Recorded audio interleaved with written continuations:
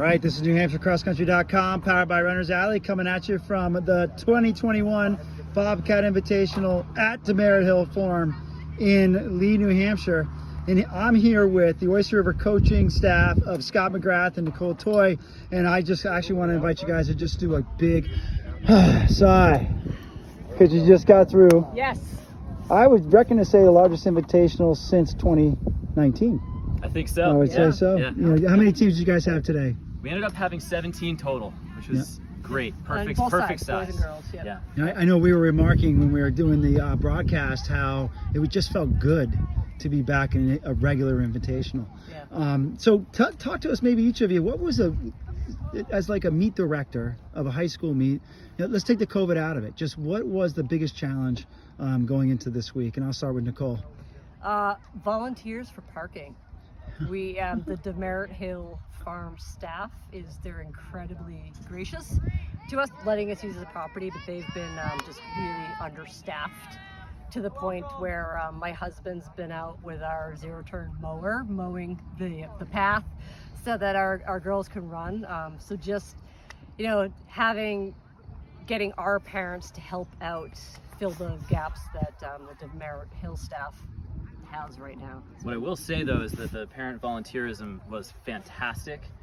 Probably the best I've ever seen in my 6 years at Oyster River, and things went well. And we trusted a lot of people to manage things for the first time, and so in a lot of respects we're a young team where we're just really getting to know a lot of our especially the underclassmen and their families. And so, I think for me, the most challenging thing, was just kind of visualizing how it was all going to go, because we hadn't held an invitational for 2 years. We got a little snapshot of an invite at Hollis Brookline last week, and that really got some gears turning. It was a really good experience for me to be thinking about how things were done and how, and basically all those bits and pieces that I hadn't necessarily thought about. But coordinating with Demerit Hill was phenomenal. Felt a lot of just support in general from the coaches that came, and so honestly, it wasn't too stressful at all. Yeah. Cool. Well, let's shift to the coaching aspect. It's a pretty good day for Oyster River, I would say, especially early September. And both your squads showed a lot of potential. I'm going to go back to Nicole. You have a really young squad, and you have Mackenzie Good there, and then a couple other right in the top 6 to top 10. It's something that I was looking at rankings, and wasn't quite around Oyster River, and I think that's going to change. Yeah. So what has it been like preseason? When did you notice already? Because I'm sure you've already noticed the potential of this group. And then back to today, what was your plan going into today? Yeah, so I've known a lot of these girls for a while. I started coaching them in 3rd, 4th grade for Girls on the Run, which is cool to see them still interested in running, and they're just a really hungry group. They're more, I need to pull them back than to really push them. And it's just, my top 5, they're having a blast training together. It's a really good core group that I can, send them out on a workout, and I just don't have to worry that is it getting done. So like you said, they're very young, they're very eager, and they just kind of have that it factor, that killer instinct that I said to Scott, I think there's more I can do to mess them up than to really, because they're just so hungry, and it's just I think that's a sign of a good coach when you realize that's great. Yeah, thanks. And then Scott, your pack time today was pretty impressive. Yeah, and what was it, about 25 seconds? Yeah, and it looked like you almost stole it from Concord, and you're not even ranked. Yeah. So just speak to that a little bit.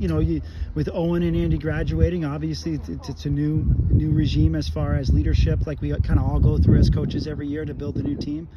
Yeah. So every year you look at the seniors that graduate and you think to yourself, what are we going to do? What is this going to look like? What will the team culture develop into, and how can I foster one that's really positive, really inclusive, to just get that synergy going and build that team energy, and then how do we carry it across the season? And so For us, we went into the season pretty undertrained, pretty fresh mentally and physically, and I think that this is a really nice place for us to be at this point in the season, where boys are surprising themselves.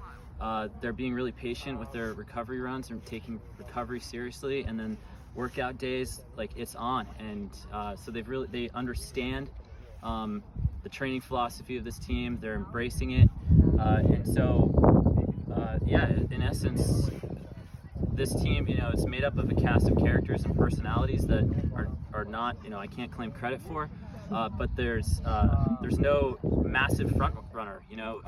Our lead guy today has never been our number one before. Now here he is.